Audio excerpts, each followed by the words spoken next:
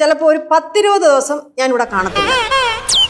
ഹിമാലയത്തിൽ സാധൂർ ഡാമിൽ പോകുന്നു. ചാർദാം ഈ കാല് വെച്ചിട്ടോ ഒരു 5 സിറ്റപ്പ് എടുത്ത് ട്രൈ ചെയ്യുന്നു. நீங்க ஸ்பீடா நடக்கும்போது പഠിപ്പിക്കല്ലേ 10,000 അടി മുകളിലാണ് സമുദ്രനിരപ്പിന്ന്. എല്ലാവർക്കും കിട്ടുന്ന ഭാഗ്യമൊന്നും അല്ല ഇങ്ങനെയുള്ള അമ്പലത്തിൽ പോകാൻ പറ്റാന്നുള്ളത്.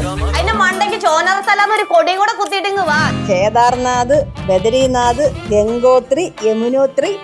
ഓണം എപ്പിസോഡിലെങ്കിൽ നമുക്ക് സിദ്ധു വേണം. അപ്പോൾ എല്ലാവരും കമൻറ്റ് ചെയ്യുക, സിദ്ധുവിൻ്റെ എപ്പിസോഡുകൾ വേണം എന്നുള്ളതല്ലേ. ഓണത്തിലേക്ക് എത്താൻ നേരത്ത് നമുക്ക് വിഷുവിൻ്റെ എപ്പിസോഡ് നമുക്ക് അറിയാവുന്നതാണ് പോയത്. അപ്പോൾ അതുപോലെ ആവരുത് ഒരിക്കലും. ഓണം എപ്പിസോഡ് നമുക്ക് സിദ്ധു വേണം. അപ്പോൾ എല്ലാവരും ജസ്റ്റ് യൂട്യൂബിൽ പ്രൊമോയുടെ താഴെ പിന്നെ എപ്പിസോഡ് എയർ ചെയ്യുന്ന ഫ്ലവേഴ്സിൻ്റെ ചാനലിൻ്റെ താഴെ എല്ലാം കമൻറ്റ് ചെയ്യുക, സിദ്ധു വേണം, ഓണത്തിൻ്റെ എപ്പിസോഡിൽ വേണം എന്നുള്ളത് കമൻറ്റ് ചെയ്യുക. കാരണം ഇപ്പോൾ വരുന്ന എപ്പിസോഡിലൊന്നും സിദ്ധു ഇല്ല. അപ്പോൾ സിദ്ധു ജസ്റ്റ് ഒന്ന് വന്ന് പോയത് മാത്രമേ ഉള്ളൂ. അപ്പോൾ അതിൻ്റെ ഒരു ചെറിയൊരു ഇത് നമുക്ക് അടിക്കുന്നുണ്ട്. അപ്പോൾ അത് നോക്കി എല്ലാവരും കണ്ട് ചെയ്യുക. മാക്സിമം കമൻസ് എന്തായാലും ഇടുക.